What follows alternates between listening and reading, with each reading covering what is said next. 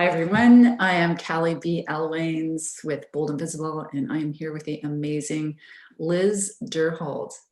Liz is the CEO and the founder of Redefined, which is a powerful social enterprise working with youth through trauma, reconnecting them to community, positioning them to come forward in life and be able to be contributing and whole people in themselves. It's really amazing. Liz is a community builder. She's also a graduate of the Bold and Visible program. She's a member of our community, a founding member really, back when we first began. And Liz is a mentor and supporter of a lot of women in this group. So Liz, I'm so happy to be talking to you today. Thank you. Yeah, it's special to be here. Yeah, I mean, it's always so neat to talk to women at different stages in the journey. And Liz has actually come back in the program because she is going to be deepening into the work. It's work that it's definitely a lifetime. This body of work is something we can continue to grow and be part of. But Liz, you know, one of the big discussions in front of us that have been coming up with, you know, women in the cohort and women all over that I've been talking to is really about now is the time. And it's really feeling like a lot of structures are falling away. I mean, we know this, right? There's major shifts happening out there in the world right now.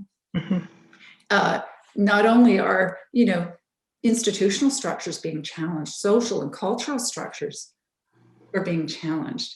And this is an opportunity. It's obviously so needed. And it's an opportunity also for us to step into our full potential and to start to take up the space. I always like to say, if we don't take up the space, someone or something else will, and now's our time to really start to shape the paradigm that's coming in front of us. And this really leads to your work. I'm so curious. I'd love you to share a little bit with the women about what matters to you. You know, what are you working on, and why is being visible with your voice and your gifts really important right now? Because you're moving into an area of change. This is not status quo. So tell us a bit about that. What does this mean to you to step forward in this time?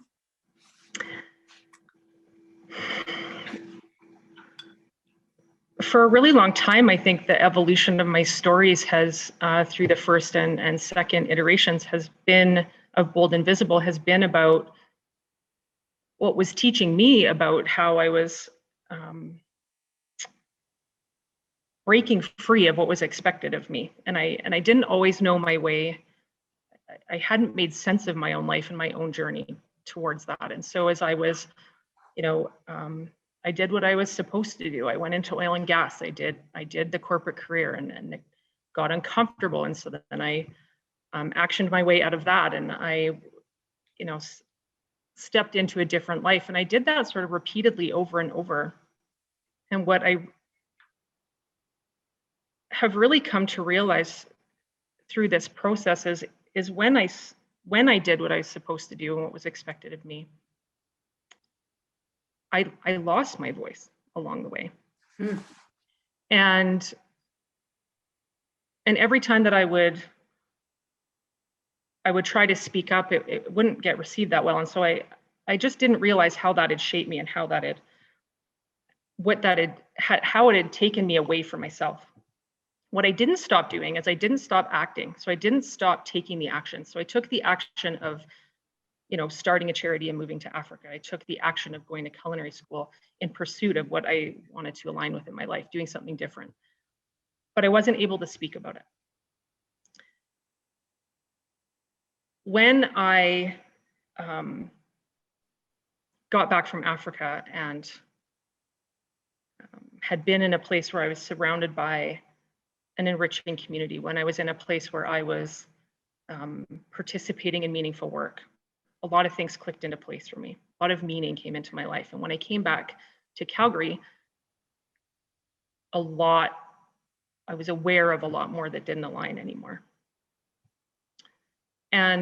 But I'd had this transformational experience, and I took the action of creating that for a group of at-risk young people that was in my life accidentally, and without choosing it, I found myself in this place where I was creating for them.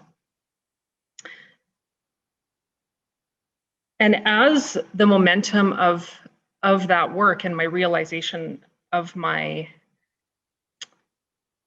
that this was my purpose, it became more and more uncomfortable to not have a voice around it. And I'm really quite, well, no, I'm incredibly thankful to you, actually, because we met in the earlier days of me already in a knowing that this is what I was supposed to do. And in deep conflict because I couldn't find a way to express it. In my safest places, with my safest people, I could become really expressive. I could say how big I wanted it to be. I could step into what I wanted it to look like. And in any other place, I couldn't. So I had, by this time, dozens of young people standing behind me, seeing me and asking me to do it different, saying, this is what we want, this is what we need from you. We see you. But I wasn't. And the pressure of that behind me, right? And you saw me in that. And I didn't know what I was even inside. It felt bad, but I didn't know at the time, the awareness was really just like, am I a really bad public speaker? Like, I don't even know what this is. I don't even know what this isn't allowing me to step into. Yeah. And when you invited me into the first round, well, actually, you made it impossible for me to say no to the first round of Bold and Visible, which I will be forever grateful for. I realized standing in my own house by myself and not being able to make a single sound, that this was something way deeper than I thought that it was. Like, my loss of voice had more meaning and had more disruption in my life than I ever imagined it would have. And in the first round, it was really, the growth was about just opening the door a little. And today, it's about acceptance, it's about permission, it's about embodying that I can be really big and it's just okay. Every single time since this door opened for me, that someone tries to make what I'm doing an acceptable size, realistic, actually executable, whatever thing they do, I now, my body won't let it happen. Being that way is just not in alignment anymore with what I imagine is possible. Well, I love that. I love this discussion because you're just such an emblem for other women, because really what we're dealing with right now and what you're dealing with in the world is stepping into this new expanded place and owning the vastness of it. Like, change is hard. You're bringing forward something that's not necessarily conventional. It's your vision, but it's a bigger vision that includes a broad community. And it's kind of dangerous. Like, there's a riskiness to stepping out. And so you're dealing with, and what we talk about a lot is the somatic safety. A lot of times our voice even if we're really great speakers or whatever, we can still have, right? Like you said, you could speak about things with your close friends, but then are we safe to stand out with these unique visions, these challenging, culturally challenging, socially challenging, institutionally challenging, right? Visions for how things can be different. And you really are doing that. And so it makes, first of all, so much sense that it's not easy to put yourself out there. We're doing this as women in this moment. We're putting ourselves out there in ways that are very different. And so being somatically safe, just being really inside, owning that, and being able to navigate this in a really powerful way is so important. But like basically you, Liz, are standing in a whole new path. I'd love you to share a little bit about that. I mean, you have totally grown through this process, and this is required for us, right? Not to be forcing, not to be holding back. But tell us a little bit about what you do. Why is it different? And why is it risky for you? Like, why does it feel risky? I really want people to hear a bit more about Redefined and why it's different, because you're holding the flag up for something really cool, really powerful. Redefined creates extraordinary experiences that ignite the potential of at-risk young people. As a result of them being immersed in our radical connection and participation in entrepreneurship, they leave behind homelessness, drug addiction, and poverty. And within 12, 24 months, they are stepping into success in employment. They are sending me A-filled report cards. And what I aspire to do with it is to radically transform their lives. Give them the opportunity to transform the grit, the perseverance, and the resilience that they have brought from their past experiences and move into their potential. I want to transform the way we look at complex social problems. And now I want to build a team of people who are dedicated to activating this idea, this bold new way of moving into the world, along with me. And it really hasn't been done before. I've traveled the world. I've been to my mentor organizations, and they are brilliant, brilliant platforms on which to build. Yeah. But I want to moonshot social impact. I want to use business as a catalyst for social change in a way that I'm not seeing happen. I know my young people can do it. And the journey of this is to know that I can. Yeah. And it's been hard. It's put a lot on the line. My family doesn't understand why this is so important to me. I think a lot of people probably see that I've been home for a year since this program, since the first iteration of this work got started and then closed a year ago. With COVID, yeah. And I have not been at home doing nothing. Just the process of writing the business plan for what I had to do was a massive internal commitment to myself. It was permission to myself to write in ultra clarity what I want to have this do. And the whole time, my internal process was, are you sure? Are you worth it? Can you do it? Can you really do it? Is this really going to work? And now I believe it is. Today, I believe it is. Let's talk for just a minute about what's at stake. Like what feels different? Like it is a very different process. So you're stepping forward for something that's not, there's lots of youth programs. I've been involved in them. I volunteer with them. I was a youth, as you know, in situations like your own youth, living homeless on the street when I was 13, 14, 15. So there's lots of stuff out there, but there's nothing like Redefined.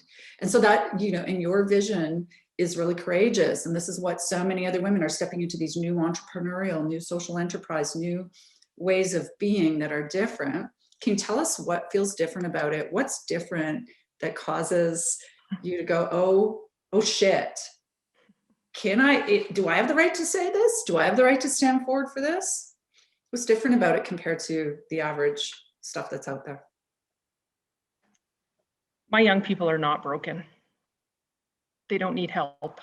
They don't need us to fix them.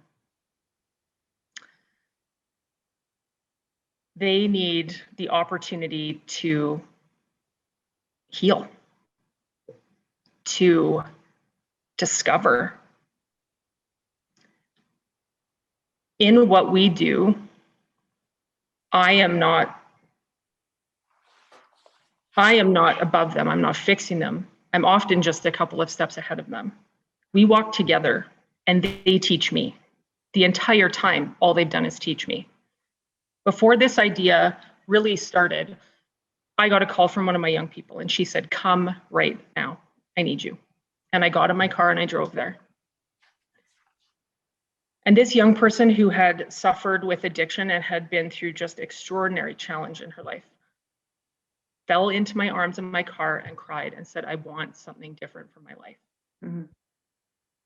I want to feel safe. I want to change everything. I'm ready. I want to do it." And she said, "Please open me the greenhouse. Not fix me, not help me, but give me the space to focus on me, to change everything that I want to change about myself. Give me that opportunity." And they do not have it right now today. And over the last 10 years, I have heard that plea, I don't even know how many times, in how many ways. The current systems do not offer those opportunities. They say, get a job, pull up your bootstraps, do it yourself, find the motivation. And it is not fair. And I was the person who worked in oil and gas for all those years and thought all the same things until I met them and I heard their stories and I saw what they struggled with.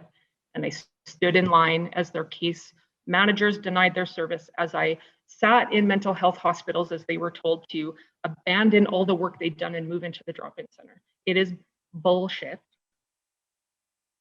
And they need a space to shine. And it needs to be radically connected because their lives have been so radically disconnected. We, as a society, it is actually our responsibility to provide the space for them to undo all of that was done and step out. And I know that it will work, but I guess I don't know that it will work. And so there's a risk, there's a chance to take. And I'm so close to them and so connected with them that they are worth taking the risk for. So here I am. Because I'm hearing the sense of radical wholeness that you are standing in for them. So you're not looking at them in the structure of fixing them, not a case management structure. You are building a community. Your vision is for actually, land that, like a community that they can live in, and learn how to be in community, grow a business, function, just be in a sense of love and safety. And you're standing aside and differently than most conventional approaches to young people. And, so standing out as the different one, standing for something new, that's really amazing, truly amazing. And it's something that, again, you have to take the risk to say, no, this is my body of work that I'm offering the world. I can tell you that if I had the opportunity when I was 13, 14, 15, 16, to live in community, just to be supported, to be connected, not disintegrated. Someone believed in me. I can tell you that I did find some mentors in my life, and it was incredibly helpful. And it wasn't in the system, it was mentors, people who believed in me. And this is truly powerful and different. And so I applaud you standing forward to do that. And to do it, it takes courage, right? It's you guys, like Liz is literally, tell us a little bit just briefly about San Patrion and just kind of like what your vision for your community is. And then we'll wrap up. I just think it's amazing. And this is why, so many, just the women who are interested in stepping into their voice, who know they have something bigger. This is so important for them, right? Because we can just have that hold back and never quite get there, but this is not, we're doing it, right? We're doing it. What's your vision for the community? What would it look like? Yeah, in October of 2019, I did go to Italy and San Patriano. They are a 41, 42-ish year old recovery community. So 1,300 people-ish in recovery from addiction live on this farm overlooking the countryside and the rolling hills and the farms and the vineyards. And they run 55 different world-class social enterprises there. Their cheeses win awards. I toured the aging rooms where there are thousands upon thousands of cheeses. And I spent the week working in the leather sector where they make 500 € handbags that sell all over Italy, and the entire operations, like, I think it really gave me permission to dream bigger. Is what I learned the most there. Mm-hmm. These enterprises are run entirely by people that are recovering from addiction. There's no professionals around. There's no, in fact, they discourage the medical model. So this place is participating in rapid transformational change of people without any of what we think is required to do that. And it going there, although, you know, we don't focus specifically on addiction, and there's other elements that I want to integrate around embodied trauma recovery, and I think that there'll be an amazing platform to elevate what I want to do. What it did was allow me to just see that it's possible. Mm-hmm. And it wasn't started by professionals. It wasn't any of the things that I get told that it has to be. And so it just allowed me to shake it off and to come home and imagine what it could be like.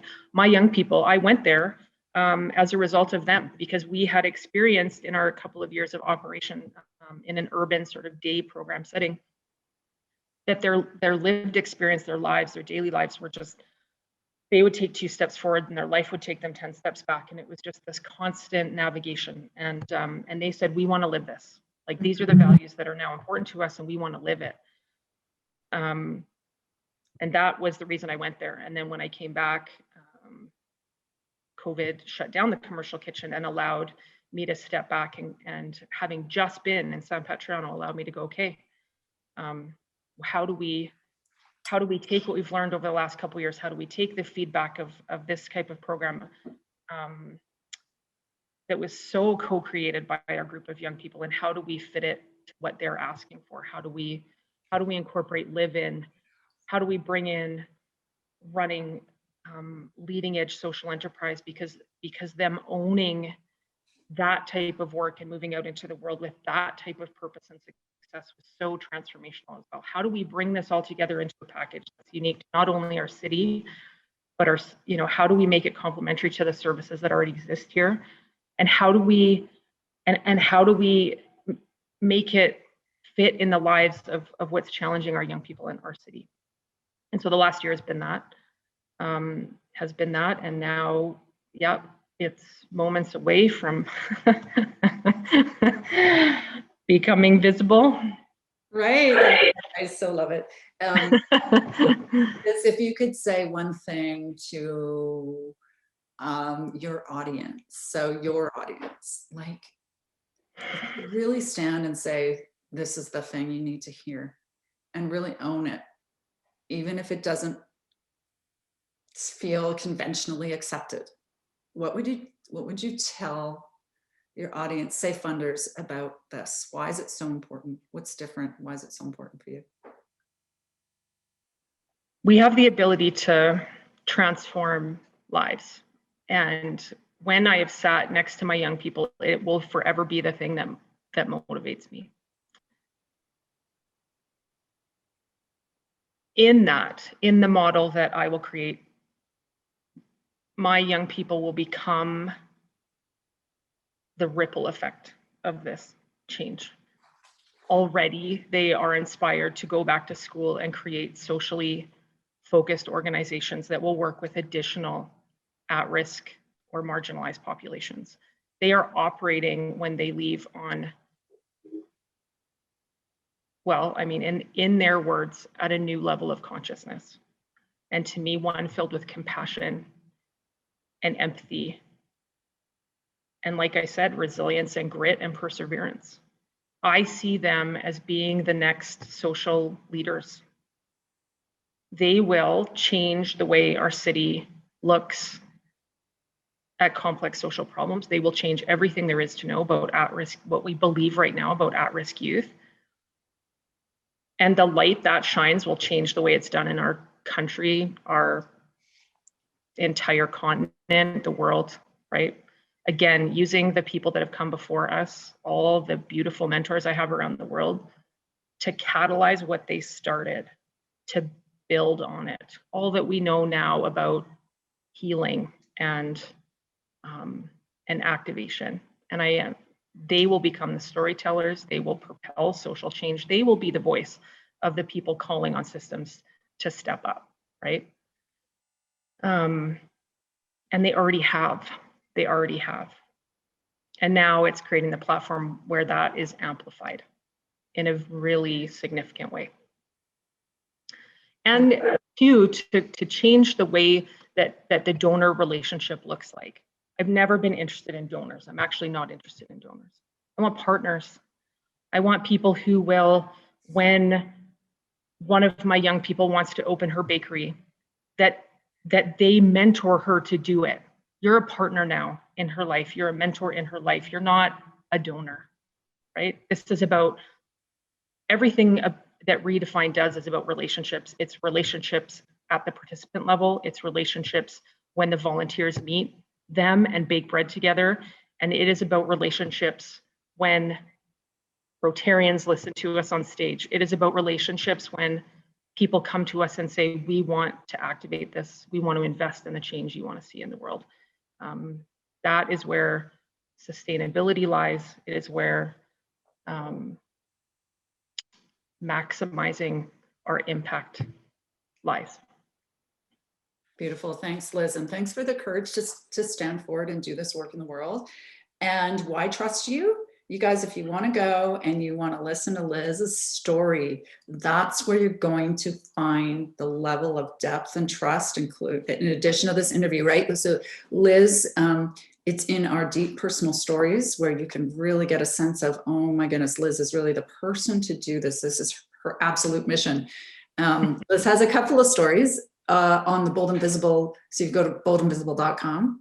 And if you scroll to the bottom, you'll see the Monologues 2019. Liz tells a story there on stage.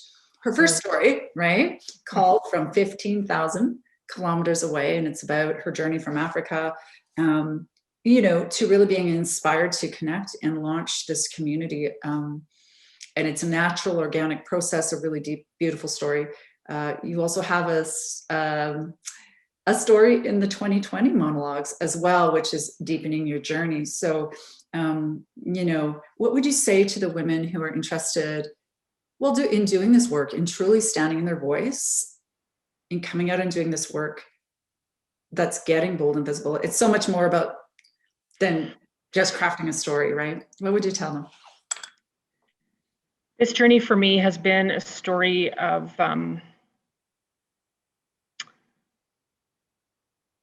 self-discovery and self-worth. The process has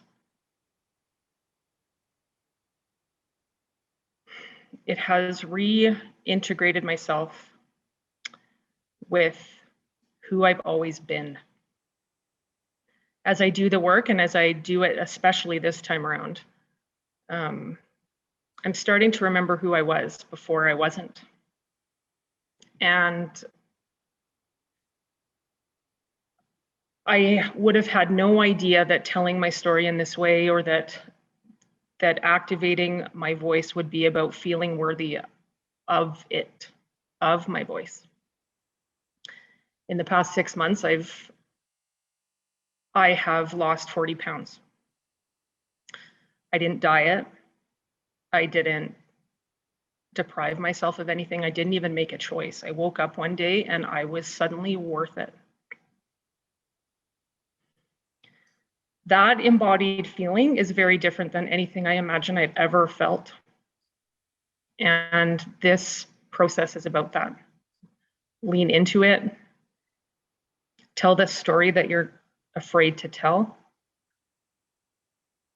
Show up when you don't want to.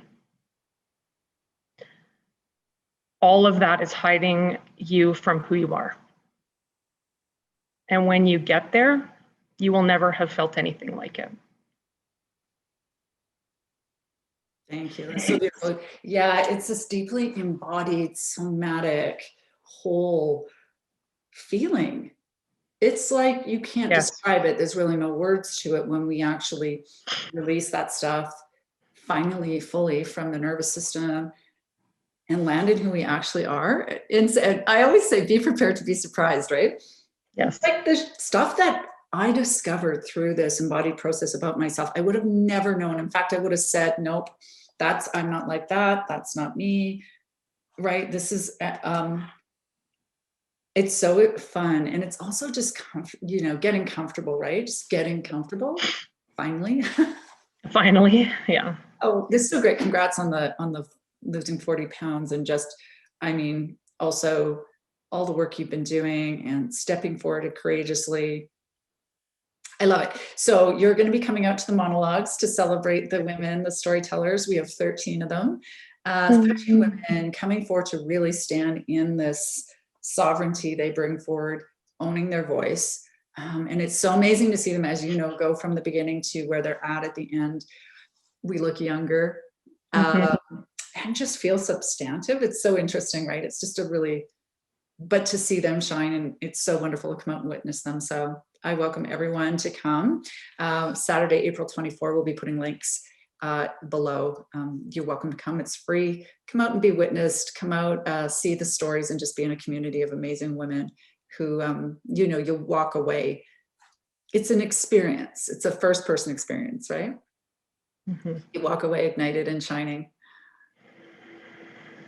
Okay, Liz, thank you again so much. It's always so good to be with you as you grow and develop. And really, I am standing with and for the vision of your vision, who you are as a leader at Redefined, and for what that community will mean.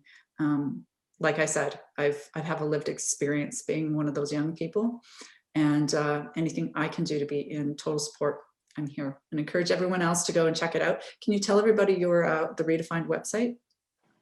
Yes, Redefined is at REDEFIND, Calgary.org, O-R-G. It will be an introduction to what's next for us. Great. I'll also include it in the links below the video. Thank you. All right. Thanks so much again, Liz. Thank you.